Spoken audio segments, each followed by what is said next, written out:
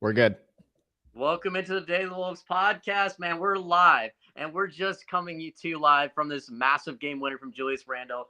That was a crazy game. I mean, you're facing the Phoenix Suns, and they're without a couple of their star players, but it doesn't matter. The game goes down to the wire. Devin Booker has like a career game. And it's just absolutely, an incredible finish there for the Timberwolves. Now we've had two games where they've faced adversity. They've came out, they've won. And there's two game winners. Anthony Edwards had one against the Kings, and now we have Julius Randle against the Suns. We have a special guest, too, for all Timberwolves fans that are joining, and that is Frank over here. Luca Garza's dad, Frank Garza. Man, we are excited to have you. And then, of course, my co-host Matt is here as well. But, Frank, how are you doing today, man? Hey, I'm doing great. Thank you both for having me. Oh, yeah. Perfect, man. I'm glad to have you. It's been a long time coming. And obviously, you were watching the game tonight, Frank. Or today, I guess, this afternoon game. What are kind of your takeaway? What was your reaction, since we're getting a live reaction from you of that game? Well, it's a lot of pressure, guys. Huh, Matt? It's a lot of pressure. That's why I have gray hair. I'm only 20. No, I think, man, I'm sure every fan feels the same way. What a thrill to watch this level of basketball executed at such an elite level. And then to see two stars just rise up when the team needed it and just do it. And that, wow, that is just what a championship team needs, and that balance of power almost. I don't want to say balance of power, but just that, hey, it's just not one dimensional. We're going to get you and we got many chess moves we can make to do it. But how exciting. I was screaming and yelling. It's the one game I haven't been at all year, right? I mean, well, I need to get home and take care of home and sleep in my own bed and stop hanging around so much. It's time. My time's mostly the summer with the big fellow, and not all of it anymore. But anyway, I always like to see the first part of the year and see it, because I think it's a championship team. If you want to just cut to the chase, I think this year's NBA championship team. I think the elements are there. The moves to bring in the people are there, and it's only been 13, 14 games, 15 games. It's like, hey, we got a lot more to go, and look at what they're doing. And so anyway, that's a long way around to say, man, what a great game. Incredible game. You speak of a championship team, Frank. What do you see from the team? I know you're obviously have a connection with the team for your son, and you're around him. You get to be with the guys sometimes more off cameras. What do you see from the team that kind of like makes you believe they're a championship roster? Is like, we obviously have the new players that came in, Dante and Julius. What kind of is like, how is the team feeling? How's it like in the locker room, man?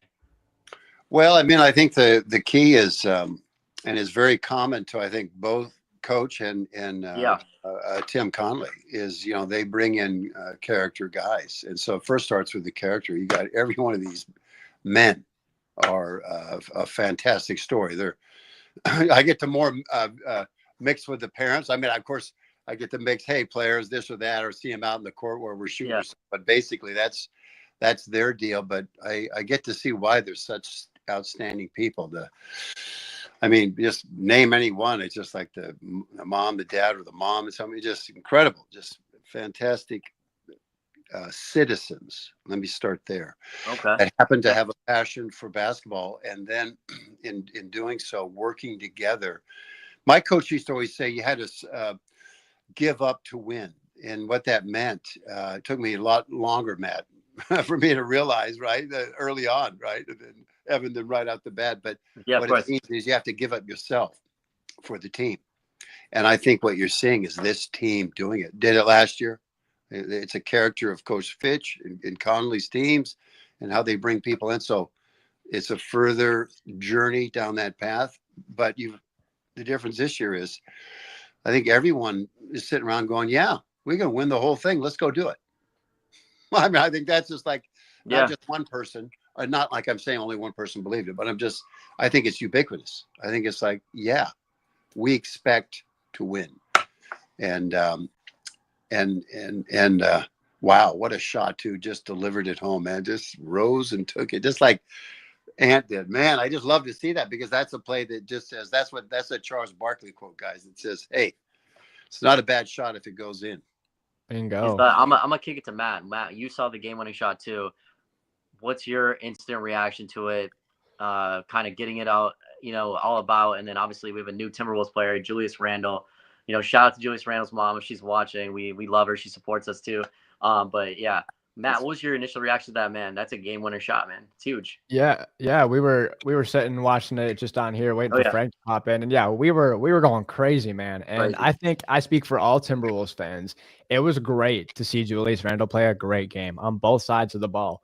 We finally got to see another new guy in Dante kind of come out of his slump, break out of his slump, come down and knock down 4 threes in a row to keep us in the game early in the second quarter.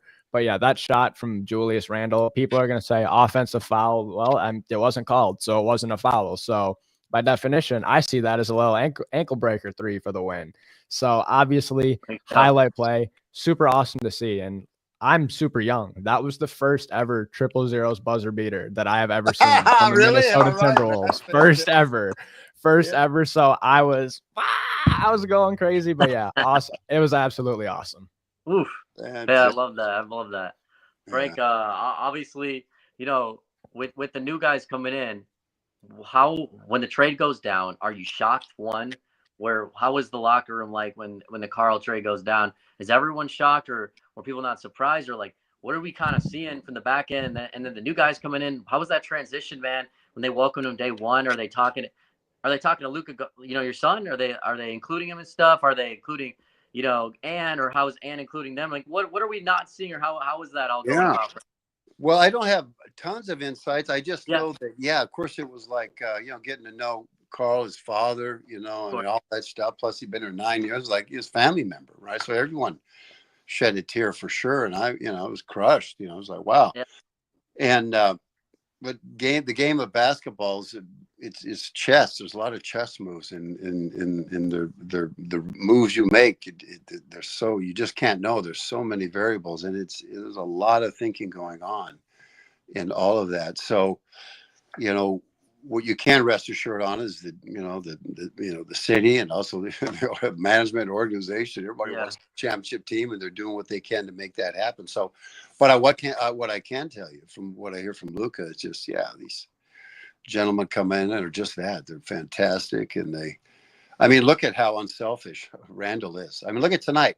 He was wide open on a couple of threes. Bingity bongity. Hey, this guy, it's a better shot. I have a good shot. That's a great shot. He passed it out. He had like 2 assists in a row. And you just see him doing that. And then you see Vincenzo. I loved him at Villanova. I loved all. He's tough. He just, as Lucas said, he just plug and play. Came right in like he hadn't missed a beat, man. He comes in, just D you up, and he's not going to take crap. And he's just going to, he's going to wall you up. I just love that attitude. That's just defense. So you can see how, you can see the thought in putting that in. And every time he shoots it, just like, look, you think it's going to go on. It looks so good. Yeah. Every time he shoots it, goes, well, that's it. So it's like, you can feel for him when he doesn't. And I was so happy tonight where it matched his expectation, which was, hey, my shots go in all the time. And they look at his record; it's incredible. Marksman and a defender. No, I think again, you just got to take your hat off to what's going on in the office there with Conley, with Fitchy, they know what they need to get to the prize and win it. And wow, look at everyone across the board. Rudy, wow, they're on a mission, don't you think, guys? Well, yeah, I think so. Matt, what do you think about that? Yeah, I definitely think they are too. And obviously, there's the new dynamic of including the new guys, and we kind of got off to a little bit of a slower start than we expected. But when you lose key players like Carl, Kyle, we've covered this dozens and dozens of times.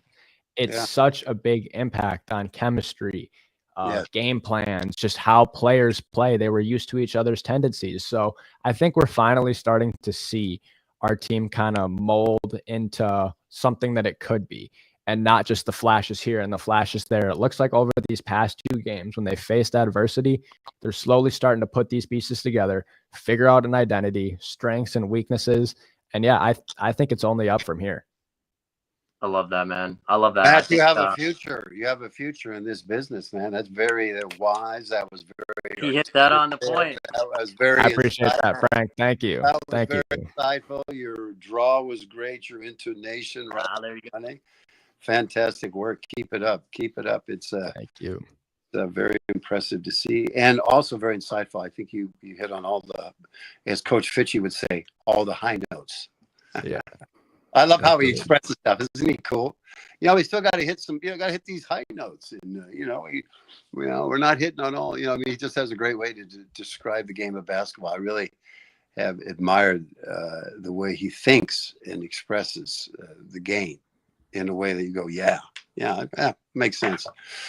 And so, wow, I'm enthused. I'm, of course, I'd love to see Luke out there playing all the time, this and that, but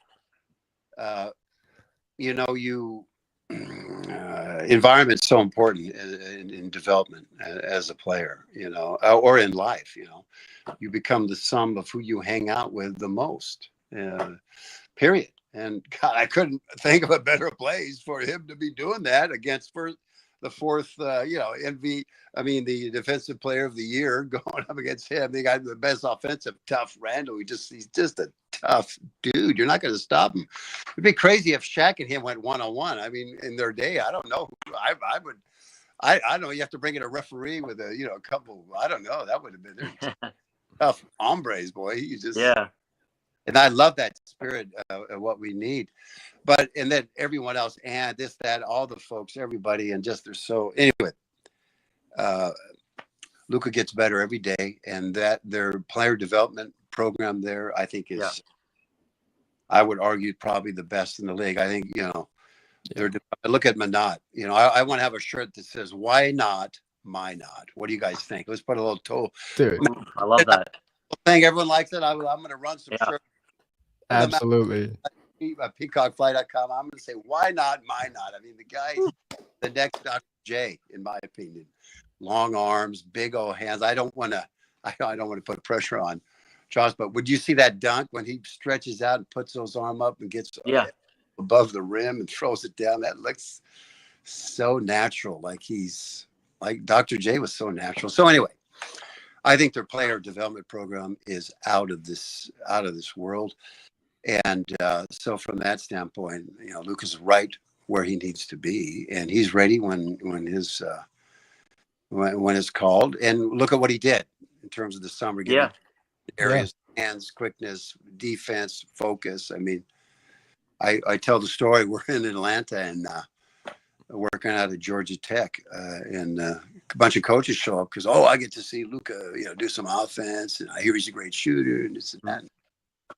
Now we're doing 100 possessions of defense. You want offense. You got to get up early in the morning for that because we're doubling down on defense. 100 possessions, and 2-on-1, 1-on-1 against some collegiate level pro guys playing. So he did that for a reason. I think you saw that in as his agents, the great guys at Priority Sports. Shout out to those. Not against anyone else, but just he was the MVP of the preseason. Absolutely. Just to touch on something, I think this preseason, like you said, Frank, there was like chitter chatter about Luka's defense here, Luka's defense there. Last season, when he went out and played, Jokic played phenomenal defense in that game that he got the starting nod against the Denver Nuggets. I think that was in the middle of winter. I know you know what game I'm talking about. Yeah, I do. Yeah. But and then even into this preseason, that was one of my big takeaways as well. Luka's defense looked phenomenal, and I was blown away. And kind of the thing is with this Timberwolves thing, I'm going to backtrack again to what you were saying. We have such great player development in Minnesota that unfortunately the guys that are lower on the bench, like Luka, like Josh, like TJ, we can even throw in a Rob Dillingham there as well if you want to say. We just have so much talent that unfortunately it's just a next man up mentality. Sometimes you have to wait for an injury, and sometimes it's a blessing in disguise for some players. But big takeaway. I just wanted to say Luka's defense, phenomenal. I'm expecting big things when he gets his number called. Yeah, right on. Thank you. Well, look at Don's journey. To your point exactly, Matt. He had to be patient, wait his time. In the old days of the Boston, thing. You came in and you didn't get right to the top. It was very rare. You had to work your way up, and it was okay.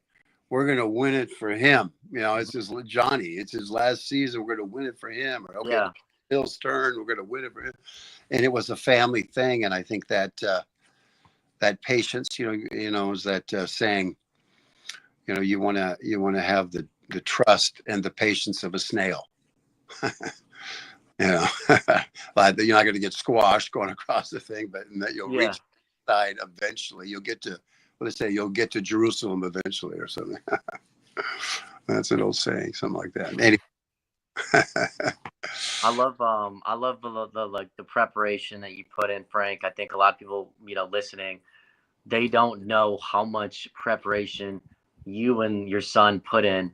Like you were talking about with Luka's defense, how you work on his defense, how you work on his strength, how you work on his speed, how you work on his hand quickness, how you do everything, how you get up in the morning every day. And I think that's why I connect so well with you. I connect so well with Luka, because I feel like I love those attributes. I love being hungry. I love going for it. And so to see you guys doing that, see you guys hungry, it's definitely inspiring to us all. Kind of go over what you and Luka went through this offseason to get ready for this year. How hard, what are people not seeing, Frank, that you two are working on? Yeah. Well, thank you for saying all of that. That's a great question. I was like, it's, you know, he's 25 now, and, you know, he's put in, you know, I would say we've, you know, well, in excess of 20,000 hours, you know, and you know, imagine being Mr. Everything and as a collegiate athlete, you know, winning every award there was, including the senior year award that had nothing to do with athletics, you know. It's like, you know, I'm dropping the first NFT ever, you know. So doing all that stuff, got him an Epstein nomination, all those fun things. So imagine going from that to going, okay, guess what? Your game, all the things you're doing, it's not going to translate. And what you need to do is change everything. I mean, think about that. You have to really be hungry. Because otherwise, as I was talking to Priority Sports and the folks there recently, it's like, that's why some folks can't make it, because they just can't get over that. Some men just can't get over that hump of like, oh, really? I have to change everything, because it requires just what I call an unconditional. It means there's no condition, you know, to the commitment to work. Unconditional commitment. So you go from 275 down to about 240. You know, you go from 14% body fat to 6. You have to cook every meal now, because you have to trust the quality of what's going in it, because you have to drastically drop and do that. I mean, I was fortunate. I was a senior in college. Dan O'Brien was a guy I spent a lot of time with and room with for a little bit, and certainly hung out in the locker room a lot when he was training. But he was a gold medalist at the Atlanta Games in the decathlon, and he would measure what he ate. He would do this and that, but he had to, because everything was that important. It was like, so is this, and so that's what Luka's commitment, you know, is. And so, again, the player development team has helped out a tremendous, you know, the shooting coach too, and Moses and Flight. I mean, these guys are incredible. Don't forgive me for the entire staff. I want to go on record about it. But I'm just saying, so he has a program. It's intense. He does that. And then my thing, you know, it's decrescendoing over the years. I mean, I obviously taught him the game, how to shoot. I feel responsible on his shot, and I feel responsible on his defense, because I had a great coach that was great on defense. But it's like my job is to see those areas. So yeah, the hand quickness, to improve that. You saw, I know you saw some of my Twitter posts. There's some. Develop to keep his feet a certain way, to learn a new way to move his feet, to develop quick twitch muscles, to work in the pool, to take less strain. I call it the Tarzan initiative, for lack of better words. Take the strain off the knees and the hips and the body. So and I'm a student of the game. I know an awful lot about bigs in particular. So anyway, we focus on that intensely. 3-4 workouts a day. So you're not seeing that. Wow. I post a little bit of it. I'm not showing you all that. And then the mental work, the meditative work, the visual motor rehearsal that he did, seeing himself move quicker, faster, in advance, and really diving deep into that. And he, again, this is all on him. He's the one pulling to make this happen. And then what happened, it was great. I don't know if you guys knew, is some of the Timberwolf guys went to LA to play. And so it's like, okay, go play where guys are better than you.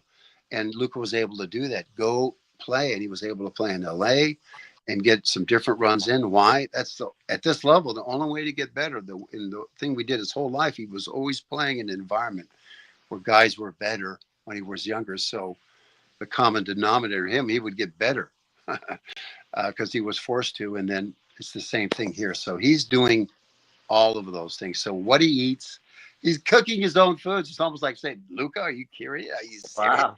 Cooking his own food. Yes, he is. It's incredible to say and to see.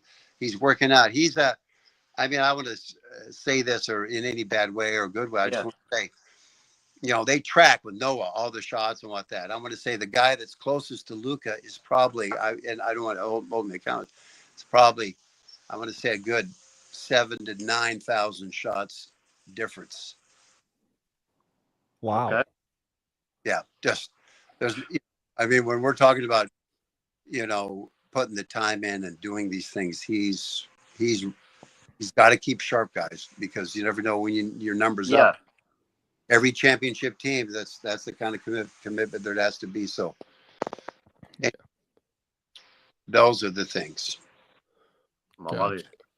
Most definitely. Well, we've talked a lot about Luka here, Frank, and I've noticed that you've kind of dropped a few nuggets here and there about your playing days and whatnot. So I'm kind of curious, do you have like a favorite story or like a really memorable story from any point throughout your basketball journey, whether it's you've been playing or watching a game or something? I'm just kind of curious. What is your big basketball moment that sticks? Let's hear it. Evan, I'm telling you, man, these guys just home run, man. Drop the Let's get him in there. Just drop it again. It's like a kaboom. It's like, I don't know. I'm like, I take a break here. No. I love it. Woo! Right on. All right. Matt's got skills. All of you guys, both of you, I love what you guys do and keep it fresh. Yeah, we appreciate that. Yeah. That's part of Guru Ganesha does too. You guys have seen him. I know you guys follow each other too and stuff. Yeah.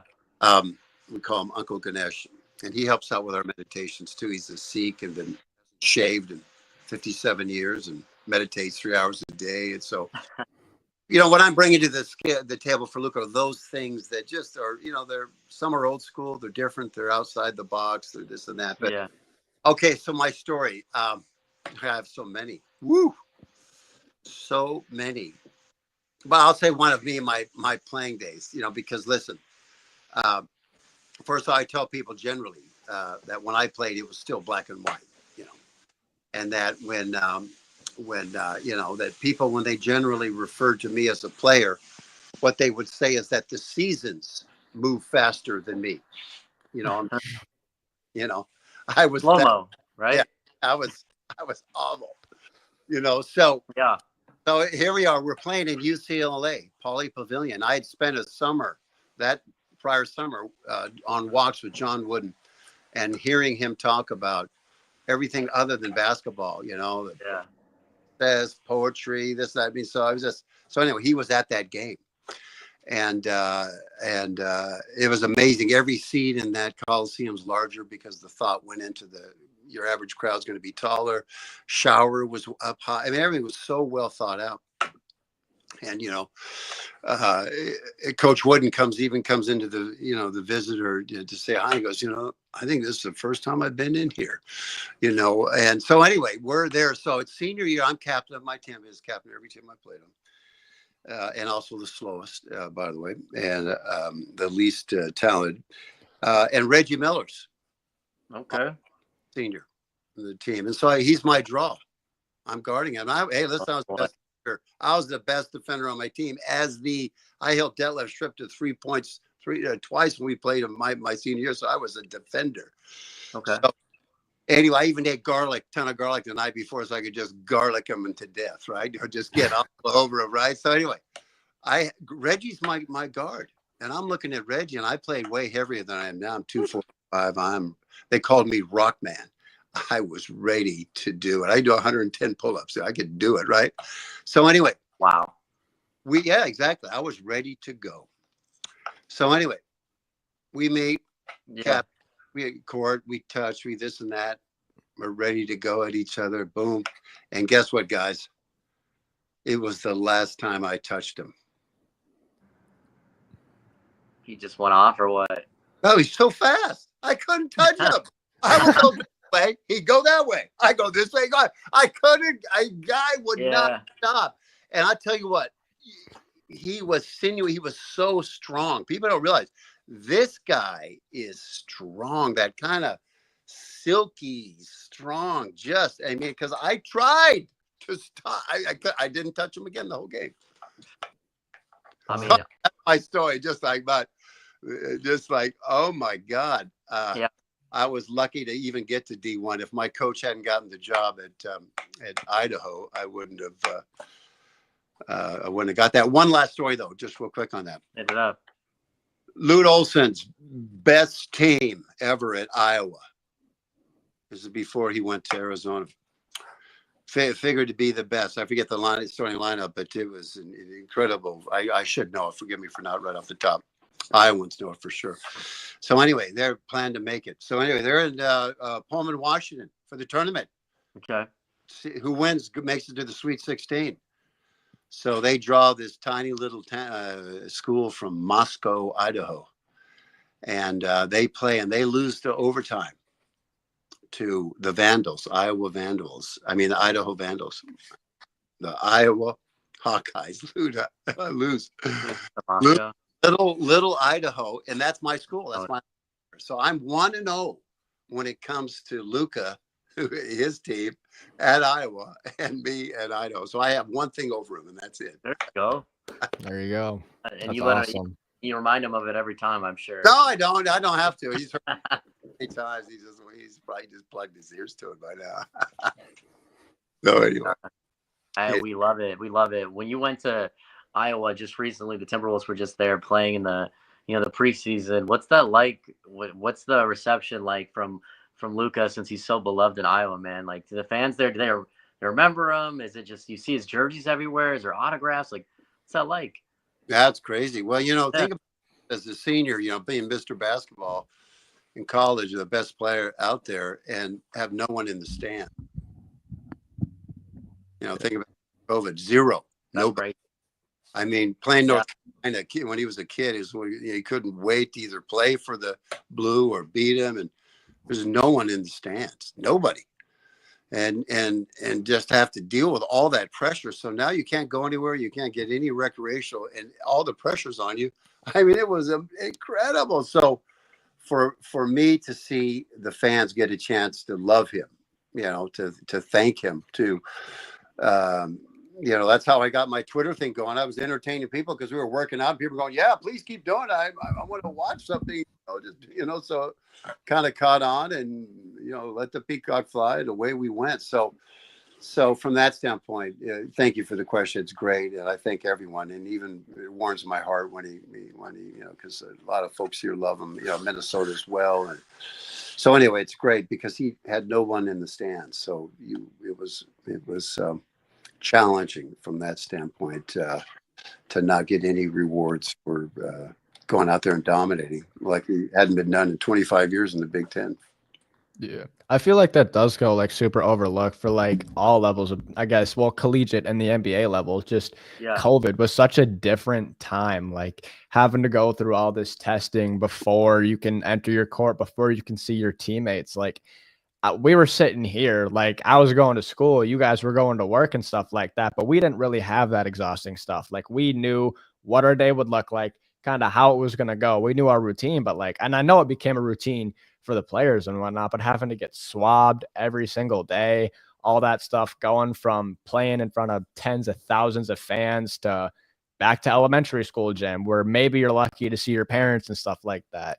Like, I can't even imagine that transition. And I feel like I forget that from time to time, that Luka didn't even play with fans that year that he won everything.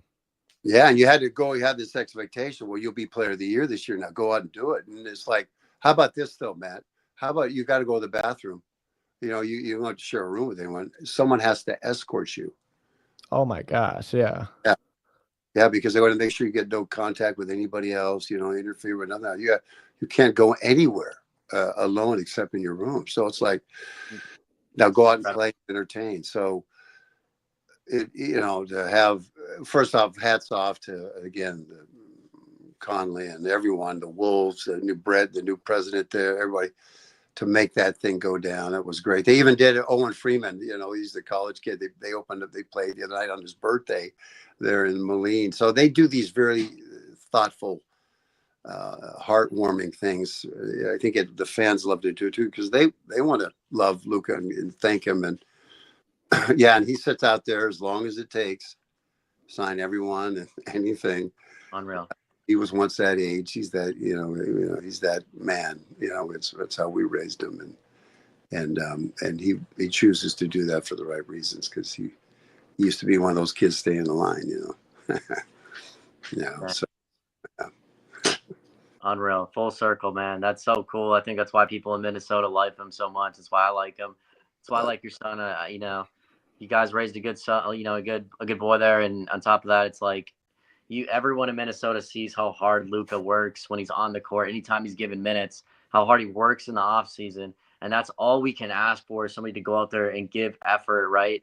And just work hard every day, man. Frank, it's been great having you on. I think we're going to kind of wrap things up here. We got anything else, boys, before we kind of wrap it up on top of today? Nothing here. So here's the real question: have you? Yeah. Did you go to Vegas and I don't know if we can talk about this on the air. Did you buy? Yeah. Did you buy the odds for the NBA championship? I went to Vegas, but I didn't buy the odds for the championship. Do it, baby! Come on. Hey, listen. We can say we want the Wolves to be a championship team, but baby, put the bet down. Then it's more real. Hey, that right there is called wisdom. Wisdom. We'll throw a bet on there. Well, last thing I was saying, I'm working with a kid who's really just a super kid here in the DC area, and I said, here's what I would do as a senior in high school. I would go up on the door, go up on the chalkboard, and I'd put the date of the championship game in high school and say, we're winning it, and just go out and set the date. Just set it. Just set it. Just set it. What's the worst that can happen? You don't get there, but watch what happens if you set it that way and you commit to it. Love that. Beautiful things happen when you commit and you don't know if or how you're going to get there. Beautiful things happen. So, gentlemen, thank you both for that. Matt, what a wonderful, nice, again. And yes. Great to meet you, Frank. Yeah. And my best to Trip when you talk to him. Oh, I'll let him know. I'm sure he'll see this, but I'll let him know. All right. Super. All right, guys. Awesome. And we'll see you guys. Thanks for listening, everybody. We're on Apple. We're on Spotify. We're at the Daily Wolves. You can search the Daily Wolves on Apple and Spotify. We've also partnered with SeatGeek, so check us out there. Use our discount code. We're hooking you guys up with discounts to tickets, whether you're going to a concert in town, you're going to, sports. It's the Daily Wolves, all one word. And we're giving you $20 off your first order. We're also partnered with Better. Shout out to Better. New app here coming in. If you're sports betting in Minnesota, you can legally bet with it. And all you have to do is enter in the Daily SPN, all one word, and that is going to be up to $200 that they will match on your first deposit. If you deposit $200, they'll match it. If you deposit $50, they're going to match it. So just throw it in, gamble, see what's up, have some fun, right? Like Frank said, go put some money on the Wolves. Go put some money on the Wolves. There you go. It's been great having everybody. You can find us on Instagram, TikTok, man. I feel like I'm rambling, so I'm going to wrap it up. And as always, guys, go Wolves. Go Wolves.